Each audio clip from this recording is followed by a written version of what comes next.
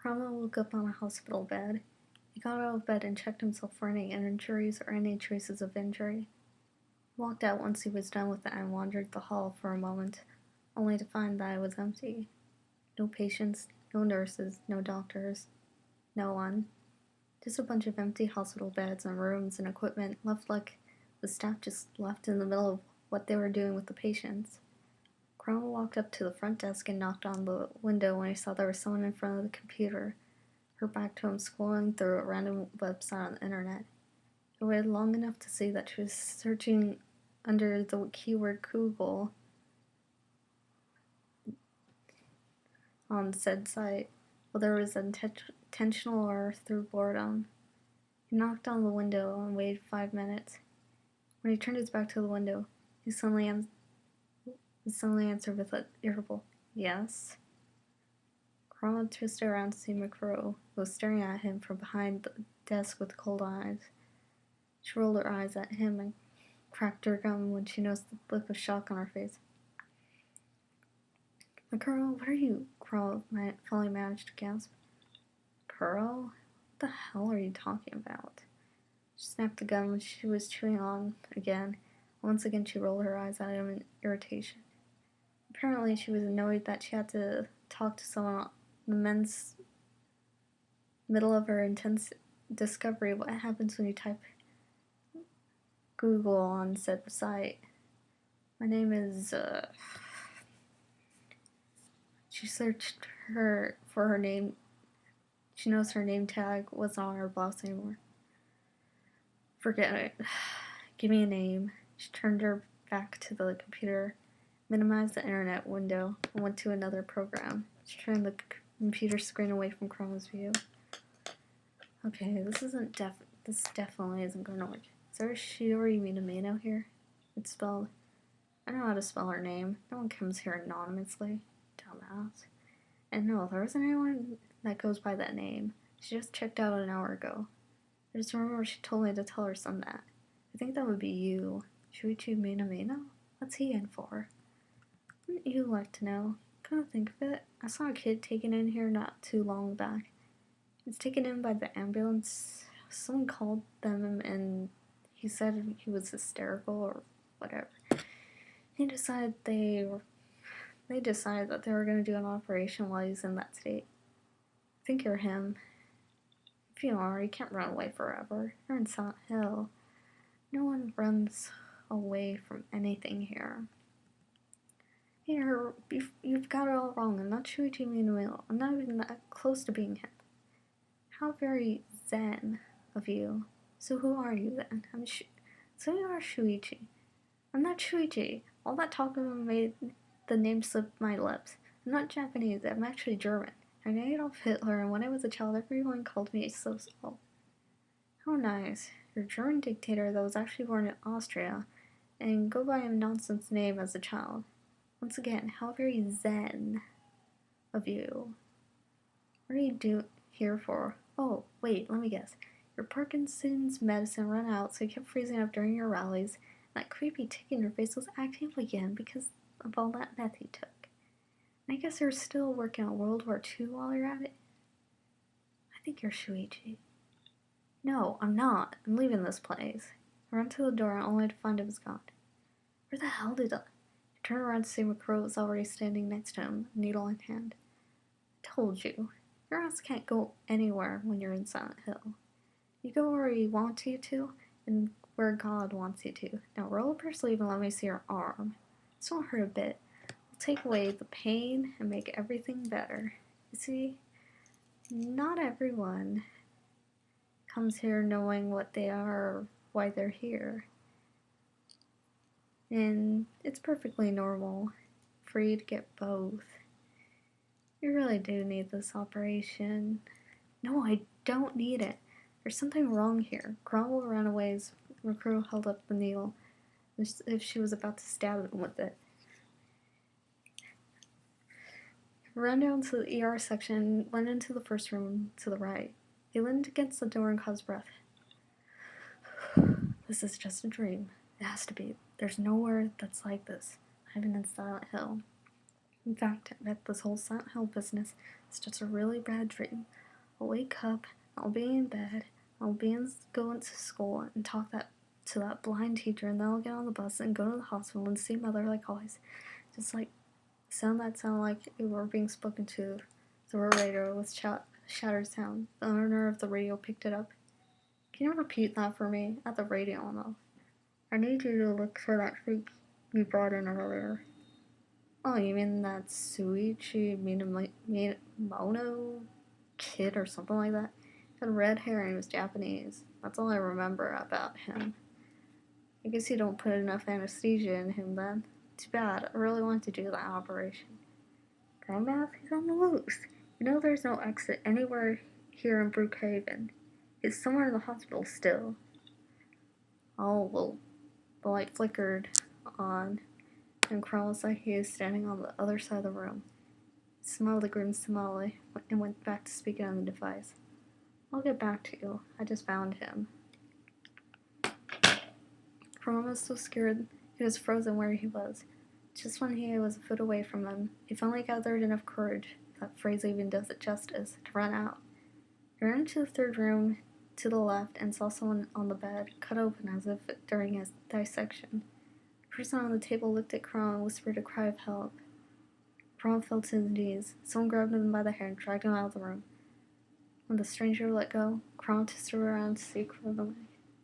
Put him down, boy, Kronaway whispered to Hiei. Hiei held Chroma down and whispered over her head, Don't worry, it'll be painless, and you'll be better like all of us. No! No! Chroma struggled to get away, but he couldn't free himself. I'll cure everything, murderer. They plunged the needle down to Chroma's head, piercing through. Chroma's eyes shot open and he sat up. He groaned, feeling the pain of a seemingly head-splitting headache. He unconsciously wiped his forehead, only to find blood. He felt tears come to his eyes.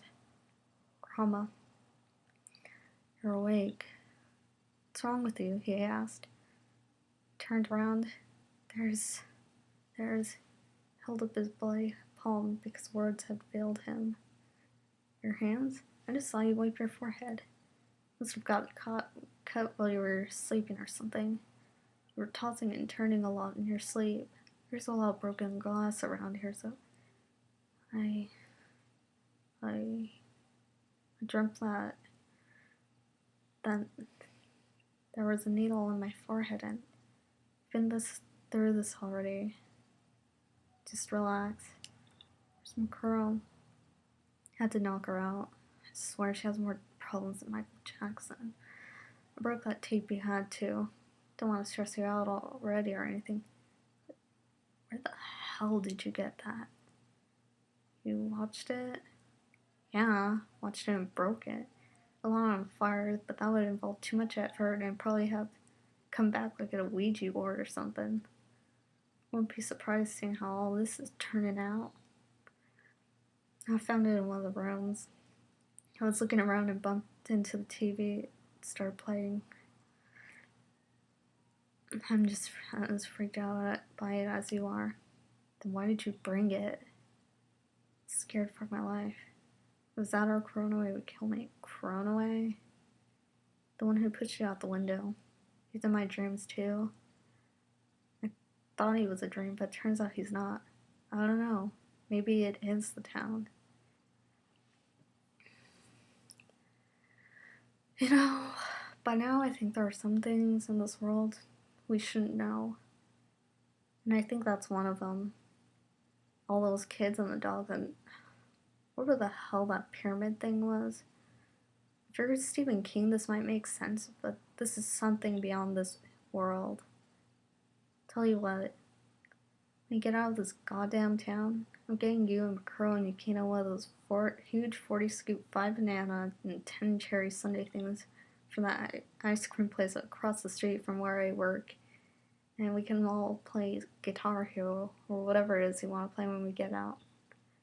Then we can all go to San Francisco or Monterey and spend the day there. So then we'll be so fucking far from this place that we won't remember we were here and it'll all just be a bad memory. go to that hospital when Makrill's back on her feet. It's called Brookhaven Hospital.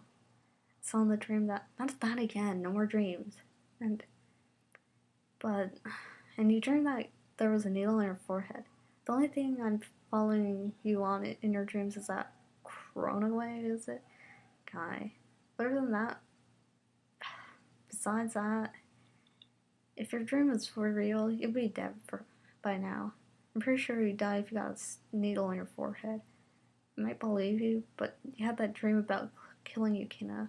Forget it. Just wait on Makuro. I'll go straight to the hospital when she's up. Sure. 2-second silence for an hour until Makuro came to. My head feels like it's about to be split open. She sat up. Oh yeah, Kurama. Listen, this is probably not gonna help at all, but I'm sorry I scared you like that. I just can't allow myself to be held down by that thing, so we'll set it now. If I scare you, you tell me and I'll fix things, or you can give me a good swat if I need it. Then, every time I scare you like that, then I get to get you a soda or lunch. It's your choice. Savvy? Who says savvy anymore? How fucking old are you? 1. Jack Sparrow. 2. Older than you. Don't ask a lady her age, you ass. Response 1. Who the hell is Jack Sparrow? Is he an alternative to that damn Tom Cruise or something? Response 2. You're no lady. I more than earned the right to ask it. Why don't I get a lunch and a soda? You're a bastard. You don't deserve her one. So we'll be going then? Fine. Getting sick of this goddamn place. Pete, where's the tape?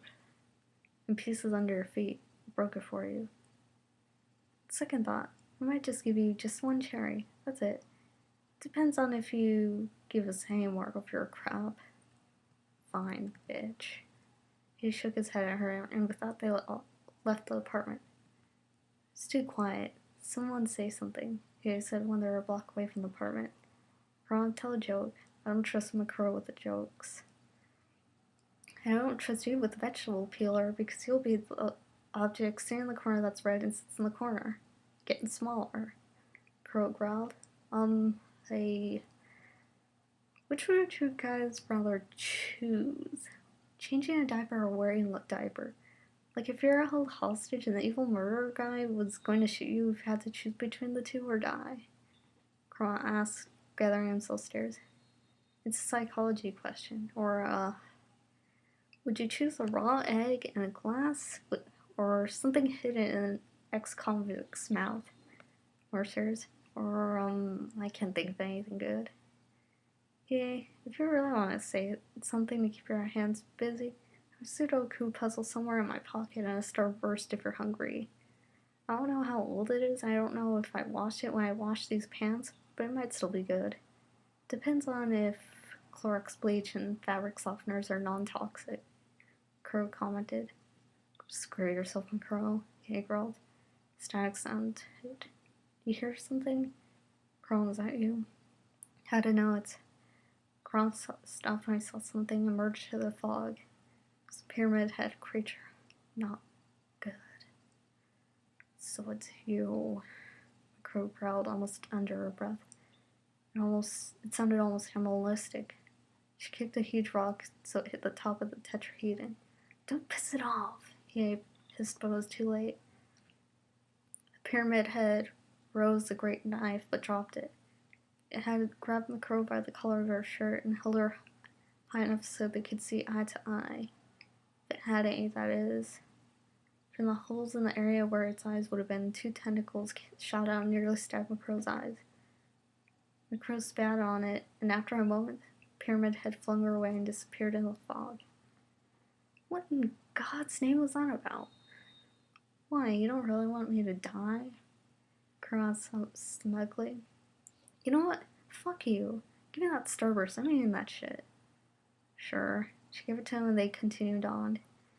Once they reached Brookhaven Medical Clinic, they stopped in the front door. God, we're not going for the Academy Awards. What are we waiting for? Just stop talking. He had barked only to get slapped on the back of the head. Let me turn on the flashlight first. Carl flicked it on. I just had a thought. That sound's gone. Well, let's worry about it later. Let's go in. So we're here, now what? You should know this place if you used to live here, McGirl. Well, I did come here a lot as a kid. Don't ask me too much on the details, you don't want to know. Anyway, I don't know where they keep the crutches or what wheelchairs. Where should we look? What's that sound again? I hear it, but I don't know where it's coming from. Chroma? Behind you, he hissed. Why? Something jabbed him in the middle of his back. When he hit the ground, he saw what looked like a nurse in an old-style uniform, much like the ones used in the 40s, but with literally white skin and a face that looked like it was bound up by bandages or flaps of flesh. And her, he assumed it was female, hands was a shotgun. At that point, McCrow ran into the closet. Coward! He growled at her. He reached in his pocket and searched for the lighter. Cromwell, you have that knife. Fight it, throw it at it, do something. Cromwell was about to confront it, but the thing cocked the shotgun. Suddenly he heard a few gunshots, and the nurse was dead. He turned to see McCrow return with the shotgun. Isn't Silent Hill great? There's shotguns in the closet, McCrow said sarcastically. Take the one the nurse has. You might need something more than a knife in this place. Well, damn, not even the hospital's safe. Well, that's a surprise or anything. He sighed out the thought. Nothing's sacred anymore. I'm convinced that much is true. But is it because of all of us have committed some greater sin than we think it was?